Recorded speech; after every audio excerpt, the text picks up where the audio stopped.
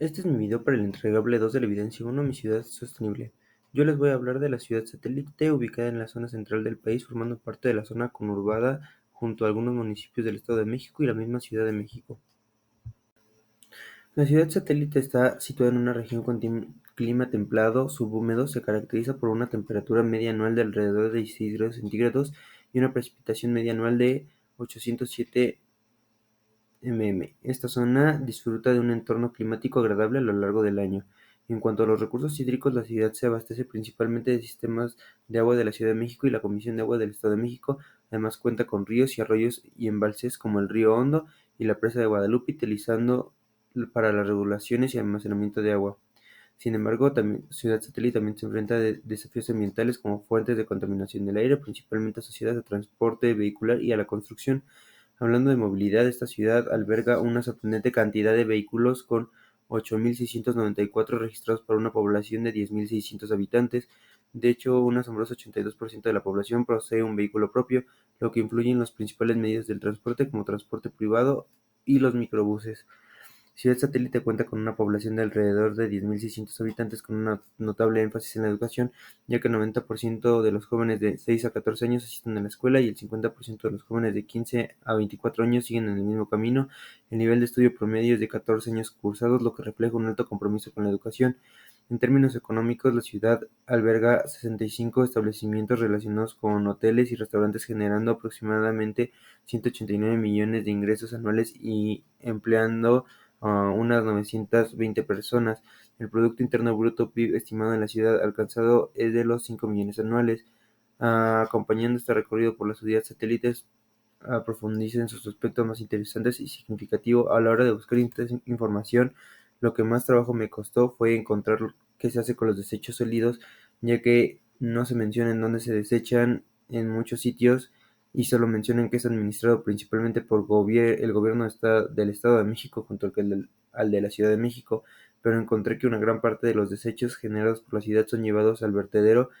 Tradeimba, la cual es una empresa particular que está afiliada con estos gobiernos.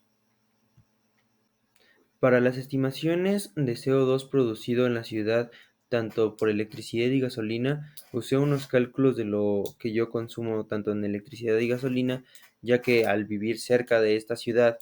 y tener las mismas necesidades que los habitantes de esta ciudad, pues considero que va a dar un valor más o menos aproximado por población. Yo en mis cálculos obtuve que consumo 1.261.1 kilogramos de CO2 en consumo de electricidad en mi casa, y además obtengo 2.346.601 kilogramos de CO2 por el consumo de gasolina. Esto con la población de 10.600 habitantes que tiene Ciudad Satélite, obtenemos que el consumo de la producción de CO2 por consumo de electricidad sería de 13.367.660 kilogramos de CO2, y de gasolina serían de 24.873.960 kilogramos de CO2. Esto, claro, asumiendo que por casa se consume la misma cantidad de electricidad y gasolina que yo consumo al año. Dentro de los factores internos voy a usar un semáforo, y el primer punto es el manejo de residuos. Le doy un rojo ya que dentro de la misma ciudad no tienen un manejo de residuos y dependen mucho de cómo se tratan en el estado y en la ciudad. Después tenemos las fuentes de contaminación, lo cual le doy un amarillo, ya que al ser una ciudad que sigue en crecimiento, siguen habiendo demasiadas obras y esto contamina bastante. Además, tiene bastante movimiento de carros, ya que es una zona con bastante popularidad y normalmente hay tráfico y bastantes carros pasan por ahí, lo cual influye mucho en los niveles de CO2. Posteriormente tenemos los vehículos por persona, que es un verde, ya que el 90% de la población tiene vehículos, pero considero que se deberían implementar más transportes públicos, ya que el hecho de que haya tantas personas con vehículos particulares significa que también influye mucho en la contaminación. Después tenemos el número de habitantes, lo cual también le doy un verde, ya que en la Ciudad de México tenemos a 6.163 habitantes por kilómetro cuadrado, y aquí en Ciudad Satélite solo se tienen 438 habitantes por kilómetro cuadrado, lo cual es considerablemente menos. Dentro de recursos hídricos le doy un verde, ya que tiene bastante abastecimiento, como se mencionó en la primera diapositiva, teniendo distintas fuentes de distribuciones. Después tenemos las industrias predominantes, le doy un verde ya que la mayoría de las industrias no son contaminantes, ya que principalmente en esta parte del país se dedican al comercio y hay bastantes tiendas y dependen bastante del turismo y de las personas que vienen de la Ciudad de México. Posteriormente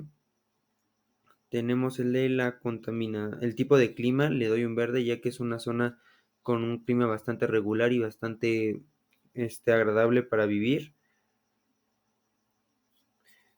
Después tenemos porcentaje de estudios y de personas que asisten a la escuela y le doy un verde, ya que la mayor parte de la población que habita ahí ha ido a la escuela y y la mayoría cuenta con 14 años de estudio en adelante y en promedio 90% de los jóvenes de entre 6 a 14 años asisten a la escuela. Pues para concluir, pues considero que esta actividad me sirvió mucho para darme cuenta del impacto que puede tener una zona tan pequeña como es esta ciudad y considero que sí, aunque no es completamente sostenible, se puede seguir trabajando en ella, ya que tiene ciertos factores como el hecho de que no tiene industrias que contaminan y que la población de ahí tiene bastantes estudios. Creo que se podrían hacer algunas mejoras como aumentar el transporte público,